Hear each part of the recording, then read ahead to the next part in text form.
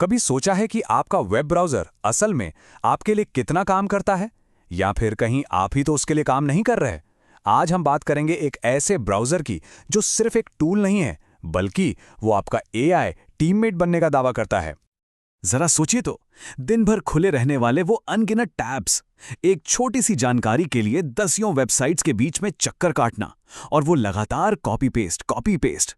सच कहें तो आज की वेब ब्राउजिंग ना एक थका देने वाला काम बन गई है। पर क्या हो अगर आपका ब्राउजर ये सारा सिरदर्द खुद ही ले ले? और बस यहीं से एंट्री होती है एजेंटिक ब्राउजिंग के आइडिया की। अब ये सुनने में थोड़ा भारी भरकम लग सकता है, पर सीधे शब्दों में इसका मतलब है एक ऐसा ब्राउज़र जो सिर्फ जानकारी दिखाता नहीं है, बल्कि आपके लिए एक्शन लेता है, आपके लिए काम करता है। आप उसे बस कमांड देते हैं और वो मुश्किल से मुश्किल काम भी खुद ही निपटा देता है। तो चलिए इस नई दुनिया में थोड़ा और गहरा उतरते हैं। हम यहाँ सिर्फ एक नए ब्राउज़र की बात नहीं कर रहे, हम ब्राउज़र की परिभाषा में एक बुनियादी बदलाव देख रहे हैं। और इसका सबसे ज़बरदस्त उदाहरण है परप्लेक्सिटी का कॉमेट ब्राउज़र। तो फर्क ना बिल्कुल साफ है। एक तरफ है पुराना तरीका, जहां सारी मेहनत हमारी होती है, सर्च करना, टैब्स बदलना, कॉपी पेस्ट करना। और दूसरी तरफ है ये नया एजेंटिक मॉडल। यहां हम बस कमांड देते हैं और ब्राउज़र हमारे लिए काम पर लग जाता है। ये एक तरह से पूरी मेहनत को ऑटोमेशन में बदल देने जैसा है। लेकिन सवाल तो ये है कि ये जादू होता कैसे है? मतलब पर्दे के पीछे ऐसा क्या चल रहा है? आइए देखते हैं कि इस नई तरह की ब्राउजिंग को मुमकिन बनाने वाली टेक्नोलॉजी आखिर काम कैसे करती है। तो देखिए, कॉमेट की नींव क्रोमियम पर बनी है। मतलब ये स्टेबल और भरोसेमंद है। इसके पास परप्लेक्सिटी के अपने पावरफुल एआई मॉडल्स तो हैं ही, साथ ही GPT-5 और क्लॉड 4 जैसे इंडस्ट्री के सबसे एडवांस्ड मॉडल्स का भी एक्सेस है। लेकिन असली गेम चेंजर जो इसे सबसे अलग बनाता है वो ये है कि इसका एआई किसी भी वेबसाइट के यूजर इंटरफेस को सीधे कंट्रोल कर सकता है, और वो भी बिना किसी खास एपीआई के। ये टेक्नोलॉजी में एक बहुत बहुत बड़ी छलांग है। तो पूरा प्रोसेस कुछ ऐसा दिखता है। आप बस अपनी भाषा में एक कमांड देते हैं, फिर एआई आपके मुश्किल से मुश्किल इरादे को भी समझ जाता है। इसके बाद ब्राउज़र बिल्कुल एक इंसान की तरह वेबसाइट पर क्लिक करता है, फॉर्म भरता है और पेज दर पेज नेविगेट करता है। और देखते ही देखते आपका वो कई स्टेप्स वाला काम अपने आप पूरा हो जाता है। इसी को कहते हैं फंक्शनल एजेंसी, यानी काम करने की असली क्षमता। ठीक है, थ्योरी बहुत हो गई। अब आते हैं सबसे रोमांचक हिस्से पर। चलिए देखते हैं कि असल जिंदगी में कॉमेट क्या-क्या कमाल कर सकता है। और यकीन मानिए, ये उदाहरण आपको हैरान कर देंगे। चलिए एक मुश्किल सा काम लेते हैं। मान लीजिए किसी को लिस्बन से ताइवान के लिए एक फ्लाइट बुक करनी है। सुनने में तो ये एक सीधा साधा अनुरोध लगता है ना? लेकिन रुकिए, इसमें कुछ शर्तें भी हैं। फ्लाइट सिर्फ 3 खास एयरलाइंस की होनी चाहिए, KLM, ईवा या फिर एमिरेट्स। और अब आती है सबसे मुश्किल शर्त। उस फ्लाइट में बोइंग 737 मैक्स एयरक्राफ्ट बिल्कुल नहीं होना चाहिए। अब जरा सोचिए, ये जानकारी खुद से ढूंढना कितना मुश्किल और टाइम लेने वाला काम है ना? तो कॉमेट ने क्या किया?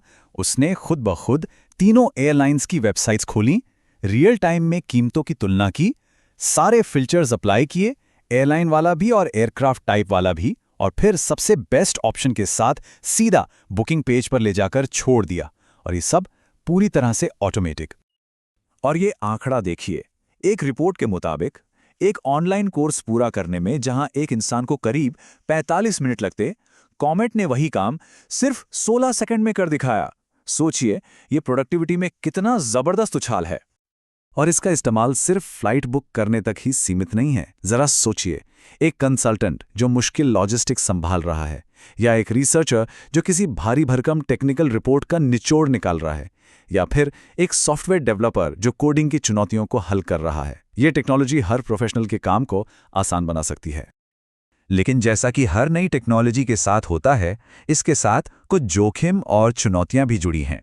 तो चलिए अब एक बैलेंस्ड नजरिया अपनाते हैं और इसकी सुरक्षा से जुड़ी चिंताओं और बाजार में मौजूद दूसरे विकल्पों पर भी एक नजर डालते हैं।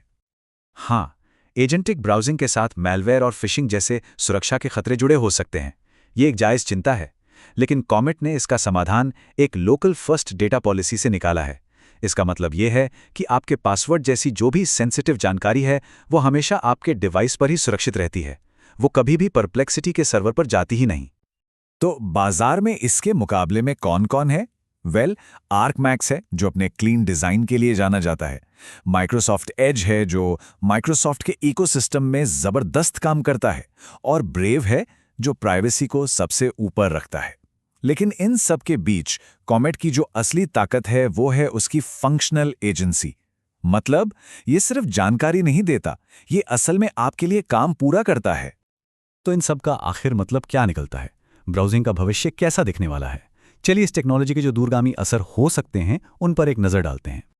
देखिए, सबसे बड़ी और महत्वपूर्ण बात यह है कि ब्राउज़र अब सिर्फ इंटरनेट देखने की एक खिड़की नहीं रह गया है। ये एक डिजिटल सहकर्मी या कह लीजिए डिजिटल को-वर्कर बन रहा है। एक ऐसा पार्टनर जो हमारे साथ कंधे से कंधा मिलाकर काम करता है। जानकारों का मानना है कि इस टेक्नोलॉजी को हमारी रोज़मर्रा की ज़िंदगी का हिस्सा बनने में थोड़ा वक्त लगेगा। अगले कुछ साल हम देखेंगे कि लोग इसके साथ एक्सपेरिमेंट्स कर रहे हैं, कंपनियां पायलट प्रोग्राम्स चला रहे हैं और शायद 2030 तक ये एक स्टैंडर्ड बन जाएगा, खासकर बड़ी कंपनियों के लिए। और ये जो कोट है, ये इस पूरे बदलाव को बहुत खूबसूरती से बयां करता है। ब्राउजिंग का भविष्य स्पीड के बारे में नहीं होगा, ये सिनर्जी के बारे में होगा। मतलब भविष्य में ये उतना मायने नहीं रखेगा कि ब्राउज़र कितना तेज़ है, बल्कि ये मायने रखेगा कि वो हमारे साथ मिलकर कितना अच्छा काम कर सकता है। तो आखिर में सवाल बस यही रह जाता है, आपका अगला ब्राउज़र सिर्फ एक टूल होगा या एक टीममेट? इस पर सोचिएगा ज़रूर।